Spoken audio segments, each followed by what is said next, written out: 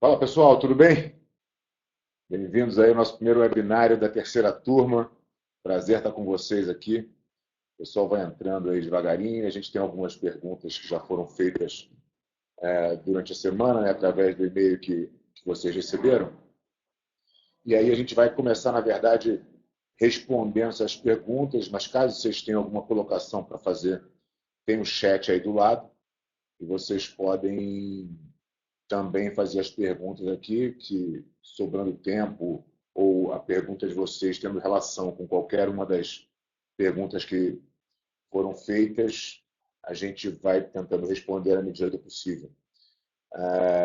O que a gente também vai fazer é dar um pouco para vocês de uma atualização do que eu venho fazendo na minha academia, em alguns setores aqui, que eu acho que também pode ajudar vocês aí, caso vocês tenham alguma dúvida um pouco mais para frente, porque é muito comum de acontecer quando a gente começa a implementar as mudanças que são super necessárias para o nosso negócio, a gente vai encontrando algumas barreirinhas, a gente tem que estar o tempo inteiro lutando contra, né, esses problemas que vão surgindo. A questão da retenção dos clientes é um ponto que eu tenho trabalhado bastante de uma forma um pouco diferente, então vou falar um pouquinho mais sobre isso mais para o final do webinário. Mas queria dizer que eu fiquei muito feliz com essa turma foi muito legal. A gente vai ter mais um webinário ainda no final, esses vídeos vão ficar disponíveis para vocês aí durante mais algumas semanas. E aí, antes de fechar tudo, a gente vai fazer mais um webinário, para caso vocês tenham mais dúvidas, a gente poder tentar ajudar vocês ainda mais. Mas a turma foi muito legal, o feedback está sendo muito bacana de todo mundo. E vamos lá, vamos começar aqui a responder as perguntas que vocês fizeram durante o curso e que eu ainda não respondi, porque a gente também teve a plataforma, eu respondi várias questões na plataforma também. Uma das coisas que me perguntaram, gostaria de saber o que é requerido de cada faixa no exame para promoção para a próxima faixa. Então, quem fez essa pergunta foi o Flávio.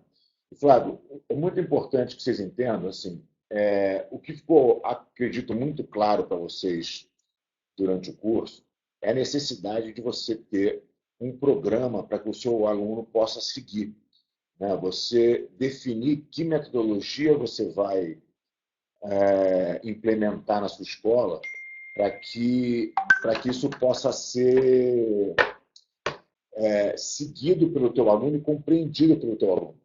Baseado nessa metodologia, foi que eu desenvolvi o número de aulas o que o meu aluno necessita fazer para cada mudança de faixa, para cada grau consequentemente, para cada mudança de faixa.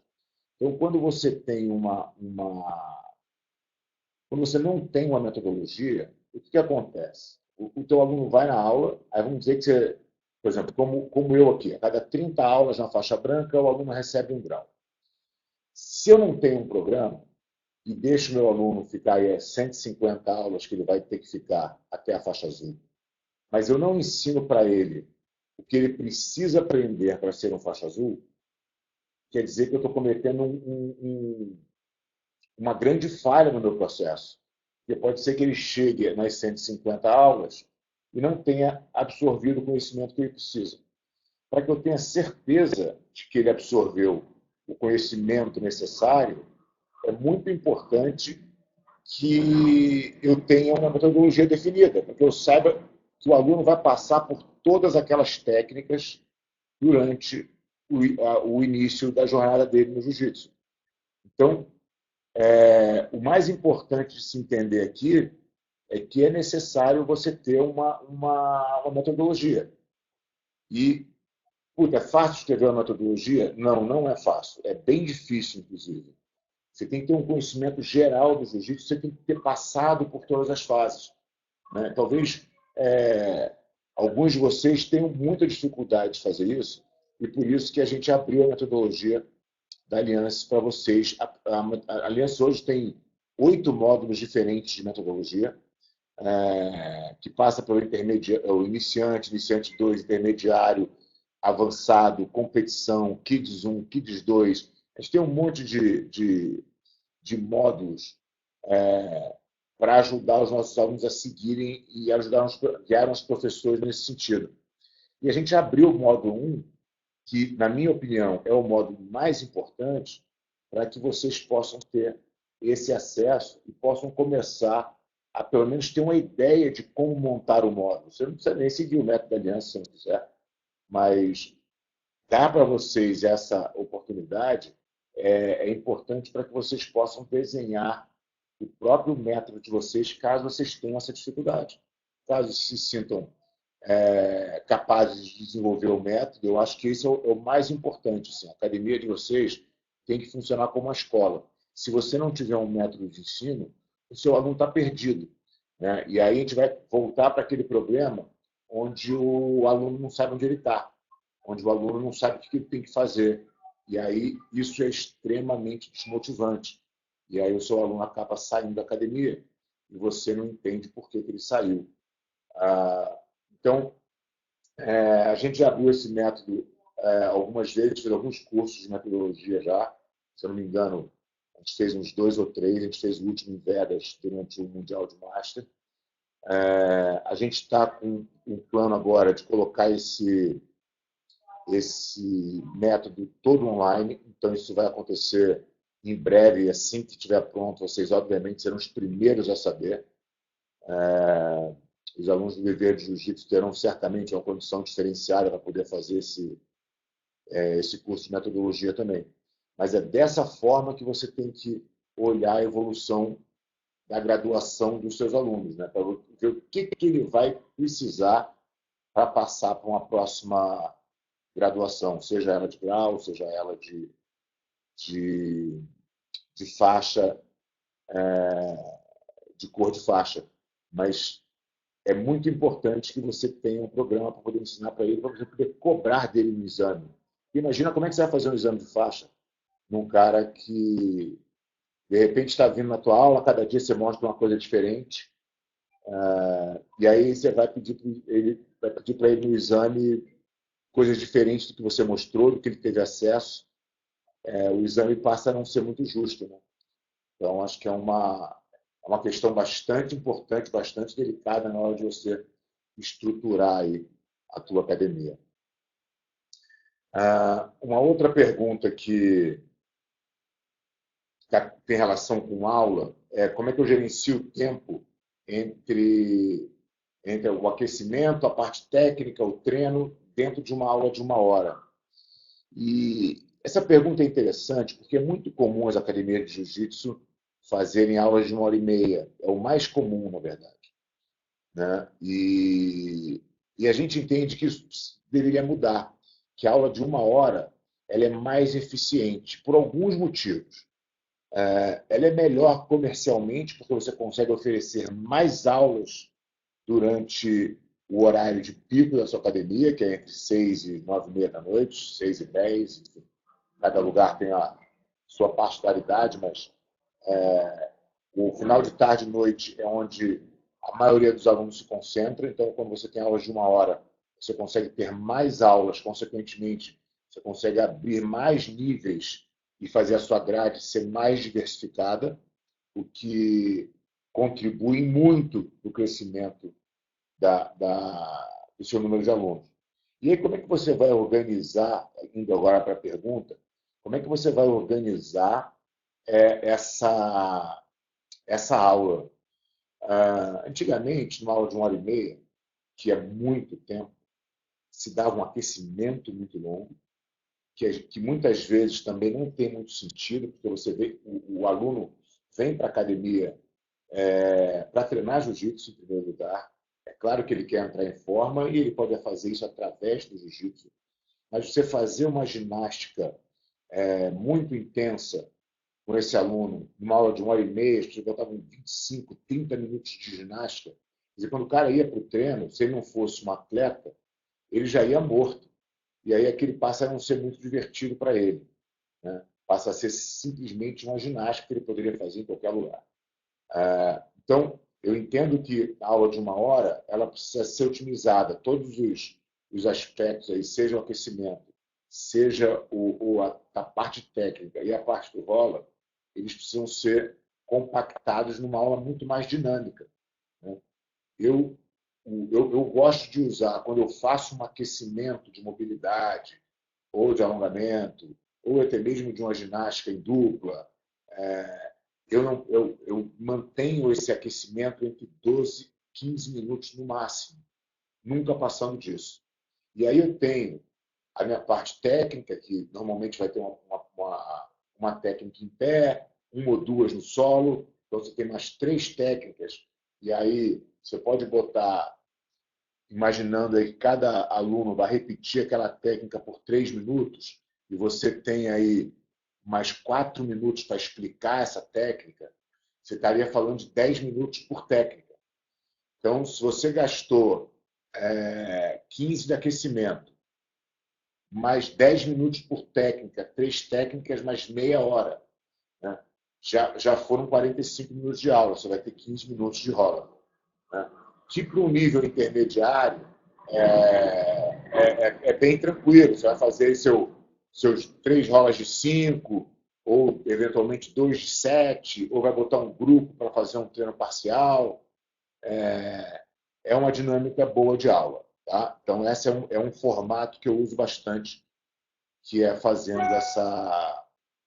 esse aquecimento, a parte técnica com 3 técnicas e a parte do rola no final.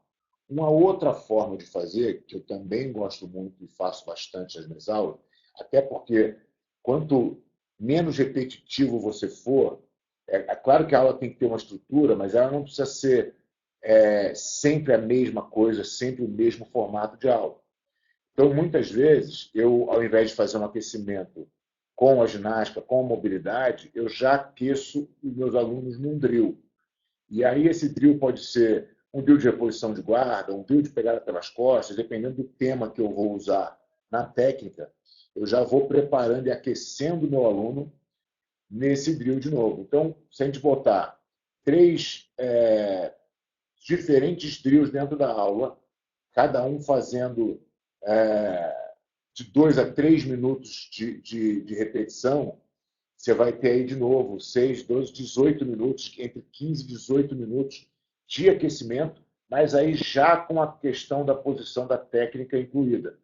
E aí você pode ter menos técnicas, botar mais 1 ou 2 técnicas apenas, e vai te sobrar um pouco mais de tempo para você botar de treino, né? E aí, de novo, dependendo do treino que você for fazer, se for fazer um treino específico ou, eventualmente, um treino livre, né? Então, é assim que eu gosto de dividir minhas aulas. Ou eu tenho um aquecimento que nunca vai passar de 15 minutos, geralmente demora 12, ou eu vou para a parte de drills, que aí eu posso estender um pouquinho mais esse drill, porque ele já vai se conectar automaticamente com a técnica que eu vou trabalhar. E aí eu deixo sempre aí de 15 a 20 minutos para o rola final. Okay? Então, essa é mais ou menos a estrutura da aula que eu uso para uma aula de 1 hora, que é do meu nível intermediário. Tá? Quando a turma é de iniciante, ela é diferente, porque aí tem um programa já colocado, que vai consistir basicamente na mesma estrutura, mas o aquecimento obrigatoriamente vai ter os educativos, né, de rolamentos, levantada técnica, e sprawl, e fuga de quadril, movimentos que o nosso aluno precisa se familiarizar, né? Então, quando ele está nessa fase iniciante, é a hora que a gente vai usar bastante esse tipo de aquecimento. Depois vem a parte técnica do programa, e no final, como o meu aluno iniciante ele não vai rolar, ele não vai ter a disputa do treino em si, a gente usa o que a gente chama de drills, que são sequências de movimento coreografado, para que um possa fazer com o outro. E é assim que eles finalizam uma aula deles. É um treininho coreografado, né, que demora aí, no máximo 10 minutos. Então, essa é a estrutura da aula de iniciante, e eu falei um pouquinho antes da estrutura da aula de intermediário. Uma outra pergunta que veio aqui é a relação professor-aluno. Que tipo de relacionamento, quão próximo a gente pode ser do nosso aluno depois do relacionamento próximo com o aluno, isto é, o que devemos evitar como professores. Olha, eu acho que isso é bem particular, mas, ao mesmo tempo, eu acho que a academia precisa seguir uma regra de profissionalismo, né? Então, assim, o fato de eu ser muito amigo dos meus alunos, e eu tenho vários alunos que são meus amigos, tem outros que não são próximos, mas, assim, acho que o ambiente tem que ser leve, o ambiente tem que ser divertido para todo mundo, então você brincar com seu aluno respeitosamente sempre, né? Essa coisa de ficar botando apelido, fazendo bullying, isso está por fora, né? Em qualquer nível, em qualquer intimidade que você tenha com o seu aluno, isso nunca deve ser feito dentro do tatame, porque isso contagia os outros, isso fica ao invés de você entregar para o teu aluno uma mensagem boa, você está, na verdade, fazendo bullying, né? E isso, por mais divertido que pareça, não é legal para a sua academia. Então, é uma coisa que você deve evitar.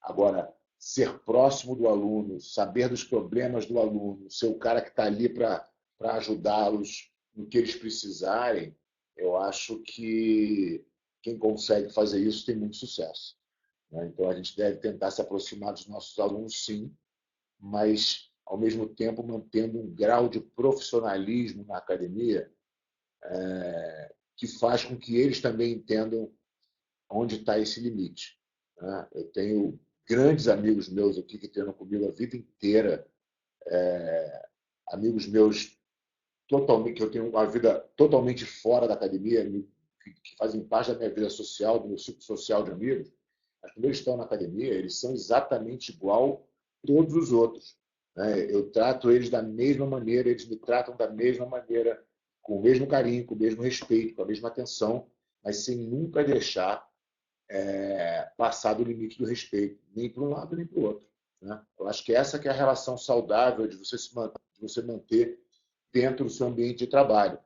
Lembrando que a tua academia é o teu ambiente de trabalho, tem que ser um ambiente de respeito, é um ambiente onde as pessoas precisam se sentir bem, né? E você, como professor, é que tem que determinar, né? E dar o exemplo de como isso vai ser feito, né? Então, assim, você não tem que se afastar dos alunos, mas você tem que criar para os alunos, através do exemplo e do respeito e de como você trata as pessoas, um clima de respeito para todo mundo.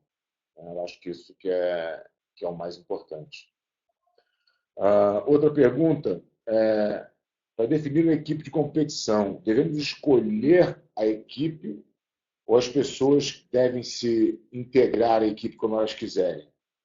Podemos definir alguns critérios como professores para eles?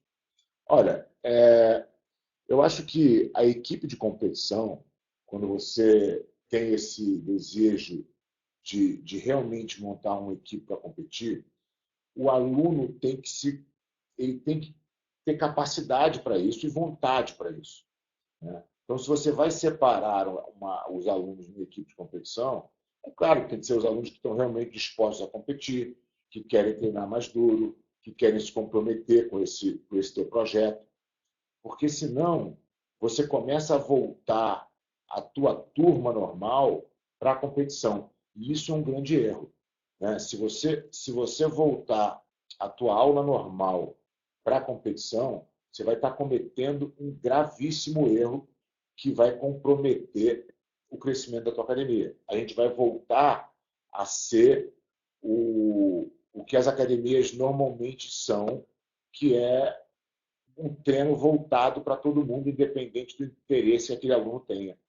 Então, se você sente que você tem uma turma que tem vontade de competir, você quer separar eles, o critério é quase que a seleção natural, né? O aluno que quer passar por aquilo, que quer treinar naquela intensidade, ele vai se adequar àquela turma. O aluno que não quer, ele não vem naquele horário, né?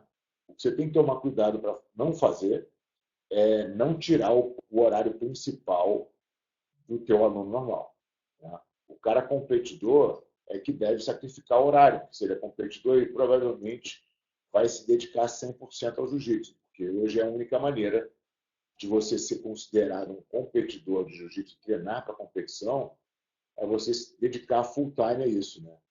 Então, quem tem que sacrificar, quem tem que estar no horário que não é tão comercial para a tua academia é o competidor, nunca o aluno normal, né?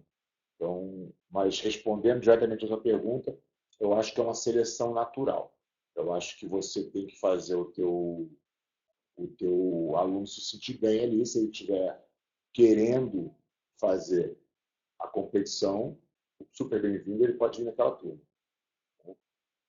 Ah, tem outra pergunta aqui que é justamente sobre os professores, né? Como é que se cria a relação entre professor e academia e aula particular, em termos de valor, agendamento, pacote, coisa e tal. Então, gente, assim, essa questão dos professores, ela pode ser feita de algumas formas, e eu acho que é importante vocês entenderem que a academia de vocês, de certa maneira, precisa estar protegida na questão legal dos professores. E então, assim, se o teu professor vai dar aula na tua academia, você vai contratá-lo, coisa e tal, o ideal é que esse professor tenha algum vínculo com a tua empresa, algum vínculo trabalhista, porque amanhã você não tenha nenhum problema nesse sentido. Dito isso, o pagamento do professor é hora-aula, porque precisa ser hora-aula. Não tem outra maneira de ser, a não ser que você queira botar o teu professor como teu sócio. Mas aí ele teria que ser sócio no bom e no ruim. Eu vejo, às vezes, as pessoas cometendo o equívoco de ficar com um pedaço do negócio, dar um percentual para o professor e assumir todo o negócio para ele. Assumir todas as despesas.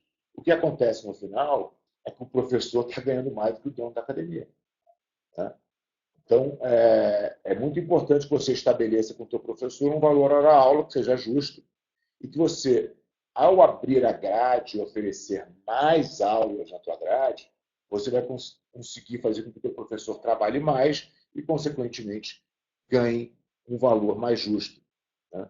Mas não dá para pensar num professor que quer dar aula 3 vezes por semana, no horário das 7h30 da noite, e quer ter um salário significativo, né? Porque ele está trabalhando 3 horas por semana.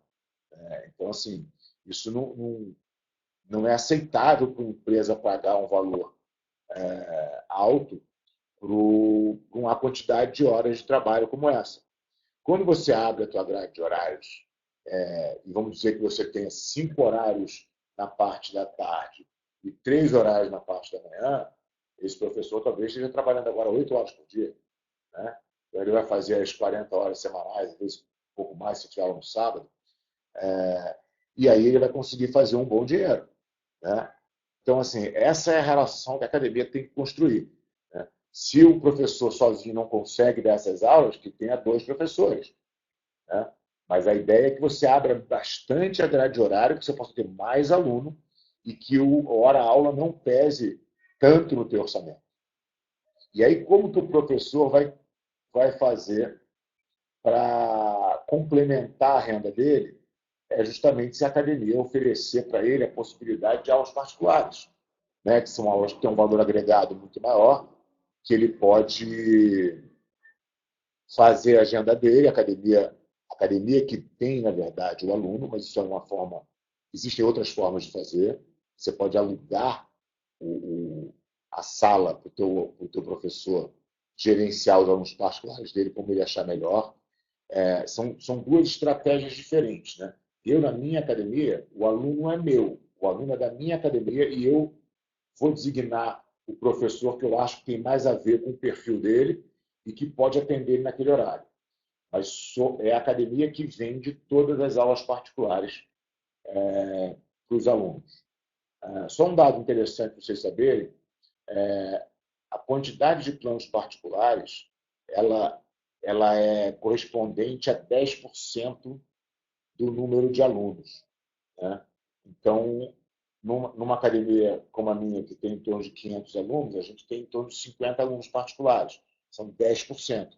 né? E eu divido esses alunos entre os meus professores, que faz eles terem uma renda bastante boa.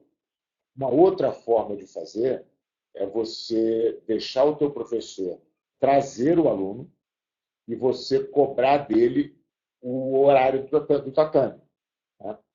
Aqui na academia, eu faço todo esse trabalho, eu recebo, eu pago o imposto disso, eu pago a taxa do cartão, eu que faço todo esse gerenciamento, e a academia fica com 50% do valor. Se eu não tivesse que fazer tudo isso, talvez eu conseguisse dar para o meu professor um percentual maior, porque eu não teria todos esses encargos. Entendeu? Então, é importante que vocês decidam que maneira vocês preferem trabalhar e aí vocês façam o que for mais interessante para a academia de vocês. Certo? Então, essa é a maneira como a gente pode trabalhar particular aí e a relação aí dos professores com a academia. Uma outra pergunta que veio é se os alunos novos recebem algum tipo de material físico com a técnica, algum livreto com programa de técnicas que eles vão aprender. A gente não usa isso aqui na academia. Isso não quer dizer que não possa ser usado, né? Eu acho que se você tiver um programa de aula e quiser fazer o teu aluno, eu acho interessante o aluno saber o caminho que ele vai ter que percorrer, né?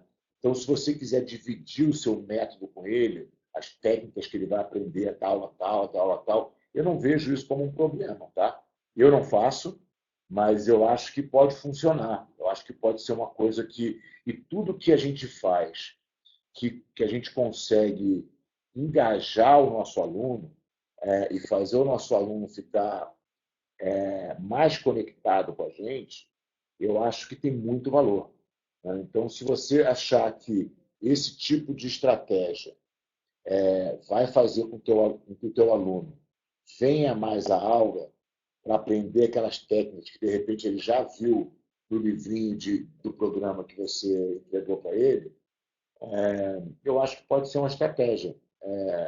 E se vocês fizerem, testarem e der certo, me conta aqui, porque pode ser que eu implemente isso aqui na minha também.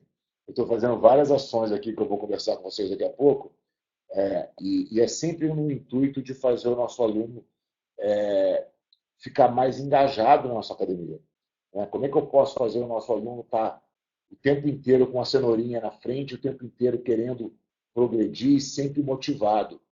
E isso passa por diversas estratégias. E talvez essa de fazer com que ele saiba a técnica que ele vai aprender possa até ser interessante, né? Então, uma pergunta que é legal desse curso, porque assim, a gente passa, a gente está aí hoje com talvez quase 300 academias no nível de jiu-jitsu, né? Então, eu tenho esse contato durante esse tempo com um monte de gente e é muito legal ver que a criatividade das pessoas, tem várias coisas que são muito legais, que surgem de vocês, né? Então, é sempre bom quando vocês podem dividir uma ideia, às vezes não é nem uma coisa que vocês já fazem, é simplesmente uma ideia, mas aí são 300 cabeças pensando em como melhorar a entrega do serviço jiu-jitsu para o aluno. E, consequentemente, a gente traz ideias muito mais, uma quantidade muito maior de ideias e daqui a gente vai pensar sempre ideias muito boas, né? Então, 300 cabeças pensantes, obviamente, são melhores do que uma.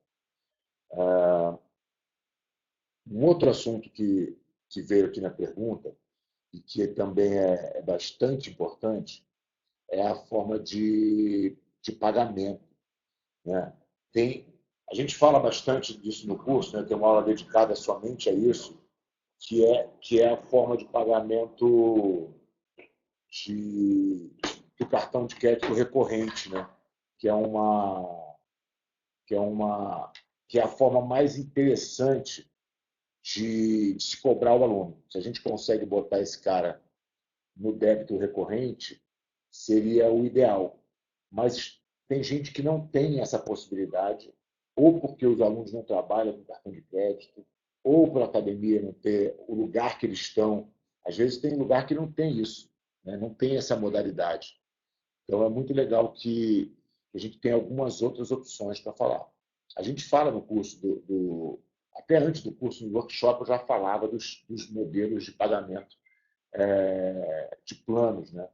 Que são muito legais, que você pode fazer e pode trabalhar com plano anual, com plano semestral, com plano trimestral, que são planos que também funcionam, né? O que você tem que olhar para quando você fala de plano é você olhar a renovação. Isso que é uma tarefa mais difícil de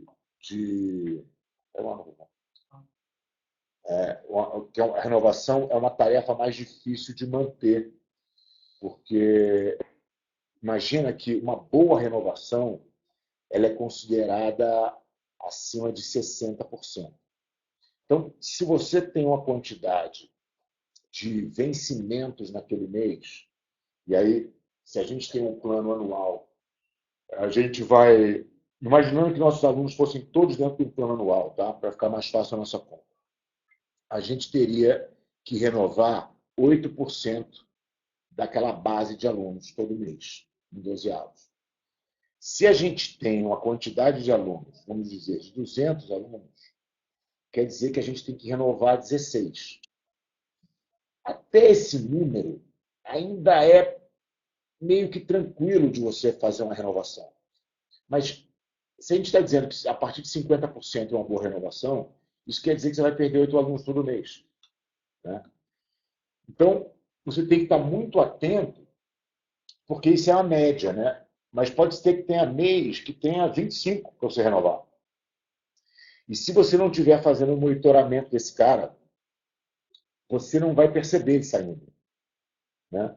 Porque esse cara às vezes já parou de treinar, ele não está vindo na tua academia, já tem um mês que ele não vem, tem um mês e meio, e você, como ele está pago, você não está muito preocupado com isso. Só que quando vence o plano, você dá para ele uma nova possibilidade de escolha. Ou eu quero renovar o plano da minha academia, ou eu não quero renovar esse plano. E aí que vem a questão. Se ele não está treinando, ele não vai renovar. Então, quando você trabalha com plano, que eu trabalhei muitos anos e não é de todo ruim, mas ele te força a ter um tipo de organização e de acompanhamento desse aluno muito grande. Porque se esse cara não está vindo, esse cara vai vencer o plano e quando você realizar que ele está no meio do vencimento, ele já não tá, já realizou que ele não está vindo e aí ele não vai renovar o teu plano e você vai perder esse cara. Então, o que acontece no plano anual é isso. Se você vai para um plano semestral, essa taxa aumenta para 15%. Né? Então, você vai aumentando cada vez mais. Quanto mais é inversamente proporcional à tua facilidade de vender. É muito mais fácil você vender um plano mensal. Claro, o cara não se compromete com nada. Só que aí é 100% de renovação. Aí é uma insanidade. Aí a tua academia nunca vai crescer. Quando você vai para um trimestral, onde você tem aí seus 25% de renovação, né? Você tem que renovar 25% da sua base todo mês, é mais fácil de você vender, porque o cara se compromete menos, mas ao mesmo tempo a quantidade de renovação que você tem que ter é muito maior. Então, quanto mais você alonga o teu plano, mais difícil é de vender e mais fácil é de você monitorar, né? Você vai ter menos gente renovando. Mas mesmo num plano anual, essa renovação chega uma hora que a tua academia vai atingindo um certo tamanho que é muito difícil de fazer isso acontecer. E quando você tem o plano recorrente, você tem uma.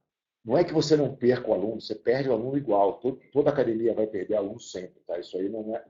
Isso aí não conseguiu ainda atingir esse grau de excelência. Né? Eu perco aqui uma academia cheia por ano. Mas Eu tenho um trabalho de marketing e venda na outra ponta que vende mais do que eu perco. Então, minha academia continua crescendo. E eu monitoro muito bem por que esse meu aluno está saindo para que eu possa corrigir possíveis falhas que venham acontecendo dentro da minha academia, né? Então, a vantagem do recorrente não é somente você não se preocupar com a renovação, é você inverter o processo. Quer dizer, o aluno, para sair agora, ele tem que me dizer que ele quer sair, ele tem que solicitar um cancelamento. E aí, quando ele faz isso, ele entra numa estatística, onde esse cara estava no processo, quanto tempo ele estava sem treinar, por quantos meses ele ficou na academia, em que faixa que ele estava, quem era o professor que dava aula para ele. Eu começo a avaliar uma série de coisas que vão me trazer informações fundamentais para melhorar o meu atendimento, né? Então, por exemplo, na minha academia, a gente percebeu que a gente estava perdendo muito aluno no degrau entre o iniciante e o intermediário, que era quando o cara tinha aí por volta das 60 aulas, aproximadamente 4, 5 meses de aula. O que a gente percebeu é que o degrau do iniciante, onde ele estava super controlado, para o intermediário, estava muito alto, estava muito grande. Ele estava sentindo um choque quando ele ia para a aula, onde já tinha o treino, onde já tinha disputa. E aí isso me faz pensar, imagina o que um faixa branca sente quando ele nem tem esse preparo na aula de iniciante, ele nem passou essas 60 aulas, ele não sabe nada, e as pessoas jogam ele dentro de uma turma para treinar, né? Quanto mais a gente anda nisso, mais a gente entende a necessidade de dividir o nível, mais absurdo fica o que é normalmente praticado nas academias. Ontem, eu tive uma reunião com um cara aqui para falar de uma outra coisa. Esse cara era uma faixa branca que estava treinando numa academia aqui em São Paulo. E ele falou, pô, Fábio, eu treinei judô há muitos anos, eu fui profissional de judô, competi a minha vida inteira. E aí eu comecei a treinar jiu-jitsu, eu faixa branca de jiu-jitsu.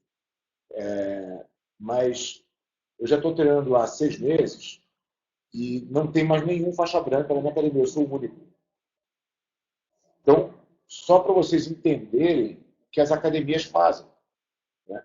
Elas expelem o faixa branca, porque elas botam o cara para treinar. Esse cara é um cara do judô, um cara atleta, está acostumado a treinar. Mas não tem nenhum, não sobrou nenhum faixa branca. Porque, cara, dentro desse período entraram vários, mas eles entram e saem, justamente porque eles não se sentem confortáveis, eles não entendem o processo, eles desistem. Quando a gente tem o nível dividido, não quer dizer que eles não desistirão. Eles desistirão também. Vários alunos vão desistir em vários momentos. O que a gente precisa tentar entender é aonde esse cara está desistindo e por quê e quem é esse cara. Então, o que aconteceu? Eu entendi que meus alunos estavam saindo nesse momento, porque eles estavam sentindo um degrau muito grande. O que eu implementei na academia agora? Eu implementei o Iniciantes 2. Então, eu tenho o Iniciantes, que é o modelo básico, mas quando ele atinge 30 aulas, ele vem para uma aula especial, onde ele vai continuar fazendo as mesmas técnicas do programa, mas agora ele vai ser devagarinho introduzido ao treino parcial, a um pouco de disputa, para que ele não fique tão longe da realidade do treino intermediário. Então, eu simplesmente aproximei esses dois níveis, criando um outro nível. Porque eu comecei a entender que esse era o problema do meu aluno. Por que eu consegui entender isso? Porque o meu aluno tem que cancelar o plano comigo. Então, quando ele cancela o plano, por mais que o aluno não te conte o porquê, ele sempre vai falar que ele está mudando de emprego, ou que ele está mudando de cidade, ou que ele está sem tempo, ou que ele está sem dinheiro. Ele vai inventar qualquer história, mas ele nunca vai te contar, ou raríssimas vezes ele vai te contar, a frustração que ele teve e a incapacidade que ele sentiu e que é por isso a verdadeira razão que ele está deixando sua academia. Então, qual é a forma que a gente tem para aprender isso? É com a estatística. É levantando os números e aonde a gente perde esse aluno para que a gente possa corrigir o problema, né? Então, se a gente tem uma estatística que diz que todo aluno está saindo da academia com 5 meses, eu vou entender o que acontece com 5 meses. E aí, tranquilamente, eu vou corrigir esse problema, né? Então, o que a gente começou a fazer aqui, que eu quero dividir com vocês? Deixa eu ver se tem alguma pergunta ao vivo aqui, acho que não tem nenhuma.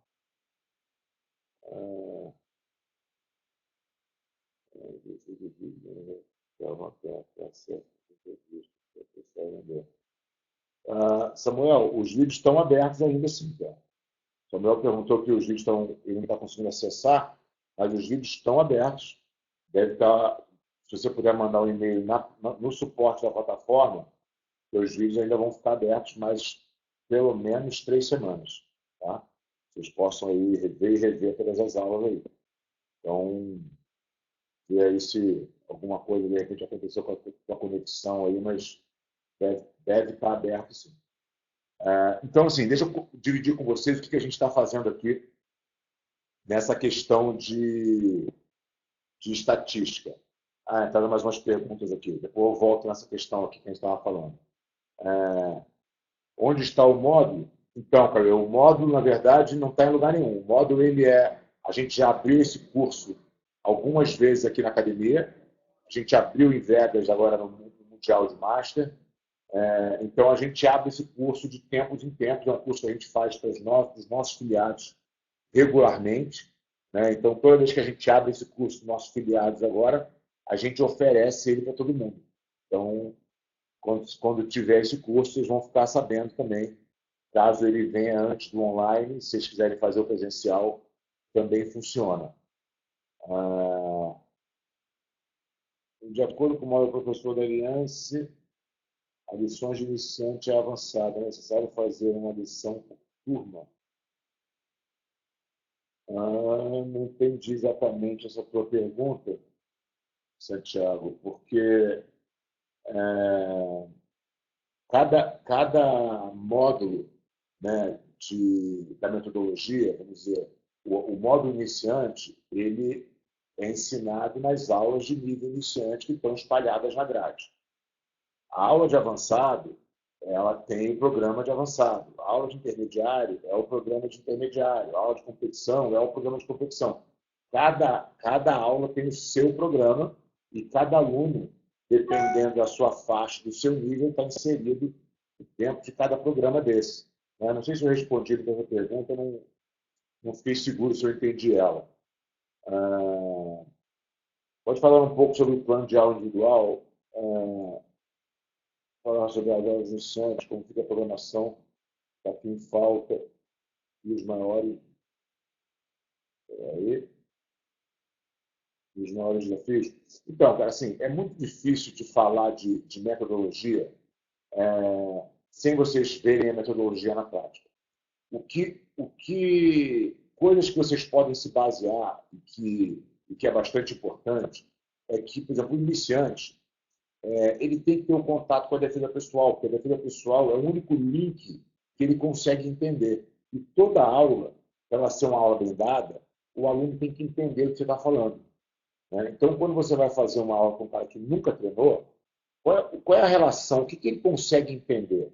Ele só consegue entender a defesa pessoal, né? Então, esse é o início dele, é a porta de entrada dele no jiu-jitsu. Depois da defesa pessoal, a defesa pessoal vai te levar para uma outra situação. Então, por exemplo, um dia que você saiu de uma situação de uma gravata. Você caiu no chão com o cara, você derrubou ele para defender a gravata. Agora você está montado no cara. Quais serão as reações que esse cara vai ter? Ele vai me empurrar? Ele vai virar de costas? Então, eu vou ensinando o meu aluno com esse entendimento, né? O que o meu adversário vai fazer no próximo movimento, o que ele pode fazer e que técnica que eu terei que encaixar aqui. E aí, baseado nisso, você vai desenhando o teu método, cobrindo todas as áreas que o jiu-jitsu tem que cobrir, né? O que é guarda, o que é passagem de guarda, o que é montado, o que é pegada pelas costas. tentando ser o mais simples possível. Quanto mais fundamento você ensinar para o teu iniciante, melhor vai ser a jornada dele no jiu-jitsu. E muitas vezes eu vejo que os professores eles cometem um erro de tentar mostrar a posição muito detalhada, que é... E aí o aluno se confunde inteiro, ele não entende nada do que está acontecendo. E aí ele se confunde, né? Porque o professor está querendo mostrar para aquele aluno quanto ele sabe de coisa. Então, a tua ideia, quando você ensina iniciante, não pode ser essa.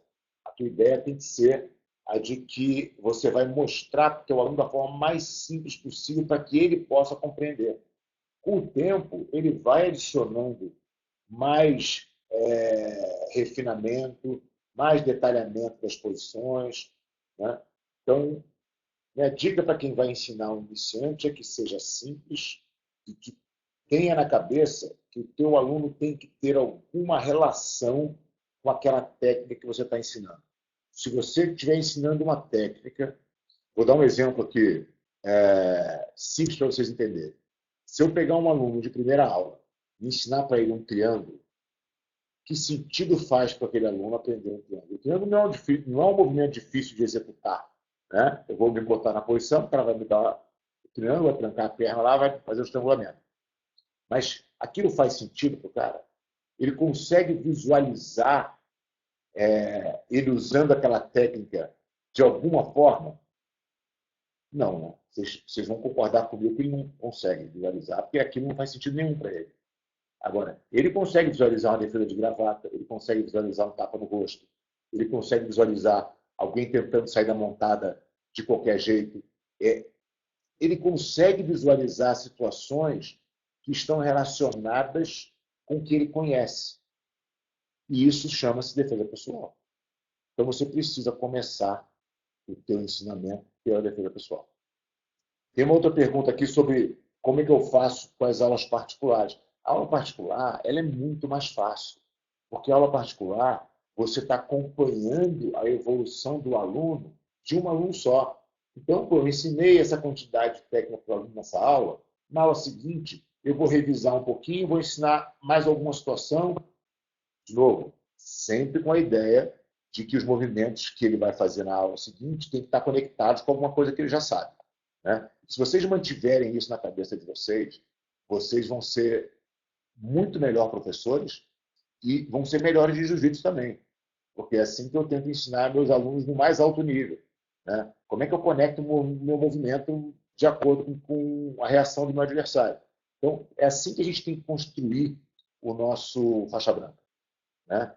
Ele tem que saber da onde começa a técnica, né? Se eu vou ensinar alguma técnica de guarda, o meu aluno precisa saber o que é guarda, senão aquilo não faz sentido para ele. Agora, se eu botar ele na guarda, quero ensinar uma chave de braço, aí vamos dizer que eu já ensinei o estrangulamento para ele da guarda, chamando cruzado. E aí eu ensinei para ele, quando ele foi tentar me estrangular, eu defendi, fiz a postura e botei meu braço no peito dele e me afastei. Então agora eu evitei o estrangulamento que ele já sabe. E aí eu ensino a chave de braço. Vocês conseguem perceber a lógica?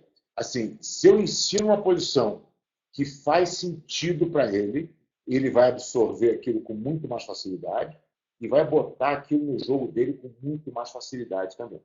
Agora, se eu do nada quero mostrar uma chave de braço para o meu aluno, aquilo não faz nenhum sentido. Ele provavelmente vai esquecer ou, pelo menos, assim, não vai ficar... Aquilo uma vez, quando a aula não faz sentido para você, é claro que você vai esquecer ela muito mais fácil, mas principalmente é desmotivante. Você não vê a possibilidade de como você vai usar aquela técnica, né? Agora, quando ela está inserida dentro de um contexto, dentro de uma sequência, é muito diferente. Porque o cara consegue montar uma estratégia na cabeça dele. Ele faz, pô, vou fazer aquele movimento, e se ele fizer aquele outro, eu já tenho outro para fazer nele. E o cara que é melhor de jiu-jitsu, quem é? É o cara que consegue conectar mais movimentos numa velocidade maior. Não é o cara que sabe mais técnica, né? Então, a gente tem que começar a ensinar o nosso aluno desde o início dessa maneira, né? Se a gente conseguir fazer isso, o nosso aluno vai ser melhor, a nossa aula vai ter muito mais qualidade. Ah, o que mais? Espera aí. Aluno com aula individual. Aqui o aluno de plano de aula individual acho que é inserido, que eu queria dizer, também na turma coletiva. Olha, são planos diferentes. Eu tenho alunos que fazem aula particular e coletiva, e eu tenho alunos que só fazem aula particular. Então, se o aluno tiver na aula coletiva, ok, ele vai treinar, na verdade, seria o melhor dos mundos, né? Se o cara pudesse treinar coletivo e pudesse também ter ali a aula particular como uma fonte de informação para ele corrigir os erros e tirar as dúvidas, né? Seria muito legal, tem bastante gente que faz isso, mas são dois planos diferentes. Quando o aluno faixa azul vem para uma aula de iniciantes, essa aula será contada como presença para o seu número de aulas necessárias para o próximo nível? Ótima pergunta, e a resposta é não. O aluno, para se contar a presença para a graduação dele, ele precisa estar dentro do nível dele. O faixa azul é super bem-vindo na aula de iniciante, até porque ele vai rever a defesa pessoal, ele vai rever os fundamentos, ele vai ajudar o iniciante, ele vai criar uma relação com o iniciante, quando o iniciante descer para a aula de intermediário, ele já conhece o pessoal mais graduado, ele já está mais à vontade ali, então essa interação ela é bem saudável, mas ela não pode, de forma alguma, contar presença para o faixa azul. Imagina, o faixa azul começa a fazer só aula de iniciante, daqui a pouco está na hora de ganhar a faixa roxa. Mas ele só está fazendo aula de iniciante, quer dizer, ele não está evoluindo tecnicamente no sentido de se tornar um faixa roxa. Né? Então, ele não pode de jeito nenhum ganhar. A partir dos 2 graus na faixa branca, onde o aluno já se torna intermediário, ele não mais conta presença na turma de iniciante. Né? Então, isso é bem importante. Foi uma ótima pergunta.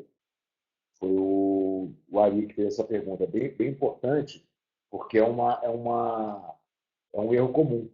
Né? A gente não pode deixar a nossa faixa branca só na turma de iniciante, sem nunca ter treinado, virar um faixa azul. Seria completamente fora da realidade. Né? Então, ele tem essas 60 aulas dentro desse modelo e depois ele tem que estar treinando e evoluindo para se tornar um faixa azul de qualidade. Né? Então, ele não ganha presença para baixo. Tá? Pessoal, a gente tem aqui mais 8 minutinhos. Eu queria realmente dividir com vocês o que a gente está fazendo aqui em termos de retenção de aluno, que é uma coisa nova, mas que eu acho que é legal dividir com vocês. O que a gente começou a fazer foi, na verdade, uma série de pesquisas e questionários com os nossos alunos iniciantes, principalmente. Então, a gente pergunta para o nosso aluno assim, coisas como... Assim, a gente já faz um questionário na entrada dele, né? Por que ele está procurando jiu-jitsu, coisa e tal. Mas tudo que você pergunta no início, às vezes o cara não quer te contar da vida dele. Né? Ele bota ali as informações básicas, coisa e tal, e entra na academia. Então, o que a gente tem feito, a nossa dinâmica aqui, o aluno entra, ele faz 3 aulas introdutórias antes de entrar no grupo de iniciante. Essas aulas são individuais, né? O professor e o aluno. Nessas aulas, a gente já cria uma relação com o aluno, já entende um pouco quem é esse cara. Por que ele procurou o jiu-jitsu, quanto tempo ele estava pensando em treinar, se ele já fez alguma atividade. A gente vai tentando entender o que ele trabalha, como é que é a rotina do dia a dia dele, como é que ele se alimenta. A gente tenta pegar aí o máximo de informação possível. Toda informação que o professor pega na aula, ele leva para a recepção e preenche na ficha do aluno. Tá? Isso vai montando ali, vai ajudar a gente na hora de montar a nossa estatística. Tá? Então, a gente tem várias coisas que a gente pergunta. Quando o aluno vai para a aula coletiva em si, que é a 4ª aula, a gente deixa ele fazer a aula e na 5ª aula a gente aborda ele de novo. O professor aborda ele para saber como é que ele está sentindo a diferença e a mudança, se ele está confortável com as técnicas, se ele está com alguma dúvida, se ele está se sentindo bem. E aí a gente encoraja, porque pode ser que realmente ele sinta já o degrau de sair de uma aula particular para uma aula coletiva. Né? E a gente vai ali encorajando ele para que ele entenda e vá participando da aula com os outros companheiros de turma. Né? Isso vai gerando ali uma interação da turma também. A gente sempre está separando os 5 minutos finais da aula para falar sobre algum tema, para que isso faça uma aproximação desse aluno com a gente. E tudo isso que a gente está fazendo tem uma função, e somente uma função, que é diminuir a taxa de churn, que é o cancelamento do aluno. Tá? Então, a gente vai, em alguns momentos, a gente vai falando com esse aluno. A gente fala na quinta aula, daqui a pouco a gente fala quando ele está perto de atingir o primeiro grau, que é entre 20 e 30. Né? E a gente vai acompanhando esse cara. A gente pega todas as informações e aí a gente vai analisar agora quem é esse cara que está saindo da academia. Porque quando esse cara solicitar o cancelamento dele, eu vou ver por quem é esse cara. Ah, esse cara era o cara que queria perder peso, esse cara era o cara que já estava pensando em treinar há mais de um ano, esse cara é o cara que sentiu dificuldade na transição para o grupo coletivo. Você vai identificando um padrão das pessoas que cancelam o plano da academia. E aí você vai fazer o quê? Você vai ter armas para corrigir essa dificuldade. Então, vamos imaginar que eu identifico porque o cara que quer perder peso não está conseguindo atingir o peso dele. Puta, não seria muito fácil eu botar uma nutricionista à disposição dele, ele fazer aqui um acompanhamento toda vez que eu tiver alguém que tenha o objetivo de perda de peso, eu encaminhar ele para a nutricionista, para ela ter uma orientação para ele, que ela acompanhe ele, e para que a gente tenha um olhar desse cara diferente. E quando a gente sentir que ele perdeu um pouquinho de peso, a gente criar um incentivo muito legal para ele, para que ele se sinta ali recompensado pelo esforço. Então, a palavra, na verdade, ela é a preocupação com o cliente. É você levar o que eles chamam hoje de Customer Success, que é atingir o objetivo do teu cliente. Né? Então, não é mais do que você simplesmente prestar um bom serviço. É você individualizar esse serviço para cada aluno, de forma que você consiga atender a maioria das demandas que você vai ter dentro da tua academia. Né? Então, você começar com essa dinâmica, parece que assim, é um pouco mais elaborado, realmente, esse tipo mas é o que eu estou fazendo na minha academia, eu queria dividir com vocês, porque eu acho que é o caminho, é o futuro que vocês também vão precisar fazer. E assim, você conseguir entender o que o teu aluno precisa e conseguir entregar isso para ele, assim, leva o nível do teu serviço para um outro patamar. Né? Então, acho que é muito importante a gente ter esse olhar. Façam pesquisa com os alunos de vocês.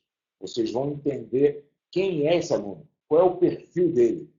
E aí, quando a gente vai lá só para completar, que a gente está chegando no final do nosso tempo, mas só para completar, quando você faz uma ação de marketing, a primeira coisa que a gente fala no marketing digital é assim, quem é teu avatar, né? Quem é o teu público? Quando você identifica o teu aluno através de pesquisa e perguntando para ele assim, a maior quantidade de informação que você tiver, você vai determinar quem é o teu público. Você vai fazer a propaganda e o marketing diretamente para esse público. Então, a gente precisa conhecer melhor o nosso aluno, para que a gente possa entregar um serviço melhor para ele. Né?